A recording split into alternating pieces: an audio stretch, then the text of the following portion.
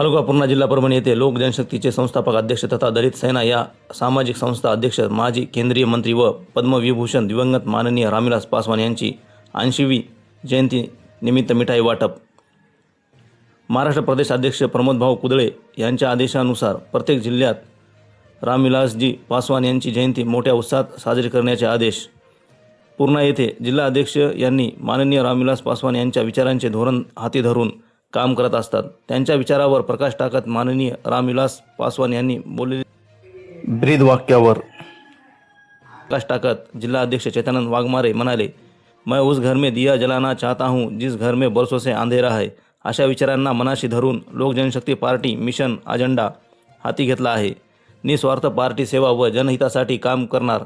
यावेळी उपजिल्हाध्यक्ष मोहम्मद सेठ, आनंद झोडपे, अजय वाघ, आनंद गवळी, गौतम गजभारे, धनराज नलावडे व सदस्य व कार्यकर्त्यांची मोठी संख्येने उपस्थिती होती। लोक जनशक्तीचे संस्थापक अध्यक्ष व तथा दलित सेना या सामाजिक संघटनेचे संस्थापक अध्यक्ष माजी केंद्रीय मंत्री व पद्मविभूषण दिवंगत माननीय रामविलास पासवानजी यांच्या 80व्या जयंतीनिमित्त आज इथे मिठाई वाटपाचा कार्यक्रम घेण्यात आलेला आहे।